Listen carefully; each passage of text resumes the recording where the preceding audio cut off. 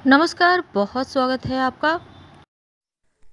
एकादशी तिथि के दिन भगवान श्री हरि विष्णु और माँ लक्ष्मी दोनों की विशेष आराधना पूजा की जाती है। नमस्कार, बहुत स्वागत है आपका। आप देख रहे हैं धर्मासन मार्ग। जीवन में भला धन किसे नहीं चाहिए, और इसीलिए हम खास दिनों में खास प्रयोग करते हैं ताकि माँ लक्ष्मी प्रसन्न होकर हम पर ढेर सारे धन, खुशियाँ, सुख, संपत्ति बरसाए। ऐसे में एकादशी की तिथि जो श्री हरि का दिन है, और एकादशी के दिन श्री हरि प्रसन्न मुद्रा में रहते हैं और उनके साथ हैं माँ लक्ष्मी। जब भी आप पूजा करें एकादशी के दिन तो श्री हरि और माँ लक्ष्मी दोनों की ही एक साथ करें। अकेले अकेले पूजा करने से आपको पूजा का फल पूरा नहीं मिलता, अधूरा ही मिलता है। इसीलिए जब भी पूजा करें साथ में माँ लक्ष्मी के श्री हरि की ही पूजा करें। अब हम चूंकि बात कर रहे हैं एकादशी के दिन चावल के डब्बे में रख दें। आखिर ऐसी कौन सी वस्तु है जो एकादशी की तिथि पर अगर रखी जाए तो जीवन में सब कुछ आने लगता है।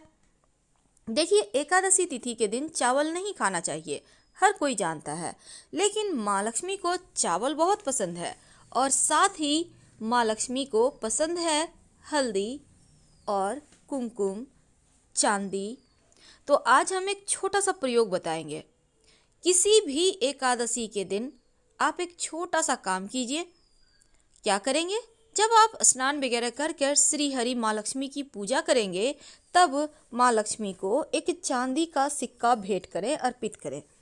और ये चांदी का सिक्का, आप कोई भी सिक्का आपके घर में पड़ा हुआ है उसको धोकर गंगा जल से शुद्ध करके अर्पित कर दें।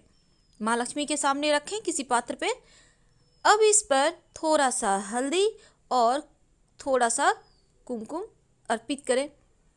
फिर आप इस सिक्के को माँ लक्ष्मी का आशीर्वाद समझकर आप अपने घर के जहाँ पर चावल का डब्बा है, जिससे आप निकाल कर रोज चावल बनाती हैं, जहाँ आपने स्टोर करके रखा है हुआ है वो नहीं, जहाँ आप किचन में थोड़ा थोड़ा रखते होंगे ना निकाल के खाना बनाने, तो उसी डब्बे में इस सिक्के को रख दें।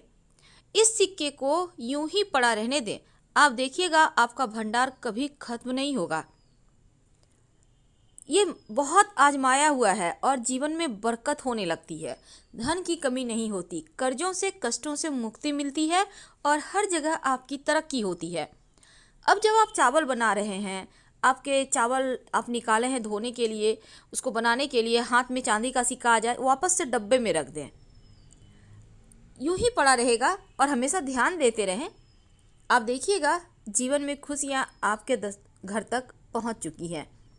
सिंपल उपाय है पर करिएगा जरूर, क्योंकि इस उपाय को करने से लक्ष्मी स्थिर हो जाती है। अब इसको बदलेंगे कब? किसी भी एकादशी को दिन रखेंगे तो जरूर। देखिए, सबसे पहली बात, जरूरी नहीं है कि हर एकादशी को आप सिक्का डालें। आप कोई भी एक एकादशी को सिक्का डाल सकते हैं और वो सिक्का चांदी का होगा, लेकिन इस सिर्फ डाल के आप भूल नहीं सकते, इसके प्रयोग होते हैं। आपको तो पता है महीने में 2 एकादशियाँ आती है, शुक्ल पक्ष की और कृष्ण पक्ष की। लेकिन एकादशी का व्रत रखने से मन की समस्याओं से आप बच सकते हैं, बाहर निकल सकते हैं, और यहाँ तक कि बड़ा से बड़ा टेंशन भी समाप्त हो जाता है। तो आप दोनों एकादशी नहीं भी करते हैं तो कम से कम शुक्ल पक्ष की एकादशी का व्रत किया करें, तो जीवन की बहुत सारी मुश्किलों से बाहर निकल आएंगे।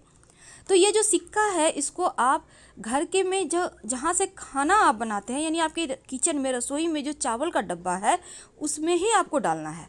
और इस सिक्के को दीपावली के दिन आपको निकाल कर फिर से रिचार्ज करना है, क्योंकि दीपावली के दिन जब माँ लक्ष्मी की पूजा होगी तब इस सिक्के में आप फिर से उसको निकाल कर पूजा पाठ करेंगे, माँ लक्ष्मी को अर्पित करेंगे, तो जीवन की बहुत सारी मुश्किलों से अब निकलेंगे। और उसी सिक्का को फिर से आप चावल में डाल देंगे, यानी कि इसी सिक्का को आपको दीपावली में निकालना है, अच्छे से गंगा जल से शुद्ध करके आप इसकी पूजा करके माँ को अर्पित कर दें और फिर चावल में डाल दें। यानी ये जो आप चावल में डालेंगे ना, तो आपके घर में अन्न धन वस्तु की कमी कभी नहीं होगी। आपको विश्वास नहीं है तो आप करके देखें, आपको 1-2 महीने में ही समझ में आ जाएगा कि घर में खुशियाँ आने लगी है, बरकत होने लगी है और जीवन एक बार फिर से अच्छे से चलने लगी है। बहुत सिंपल है, लेकिन इस प्रयोग को आप किसी भी एकादशी को कर सकते हैं। साथ ही आप चाहें तो चावल के डब्बे में 2 लौंग भी रख सकते हैं। इससे क्या होगा ना, लोगों के किसी भी तरह का तंत्र मंत्र क्रिया आप लोगों पे असर नहीं करेगा। लौंग के बहुत सारे प्रयोग हैं। हम फिर आपसे मिलेंगे, बहुत सारी बातें करेंगे। हर हर महादेव। अगर वीडियो पसंद आ रहा हो तो प्लीज़ लाइक कर सब्सक्राइब करें। अपनों से शेयर करें और कमेंट में हर हर महादेव जरूर लिखें। धन्यवाद।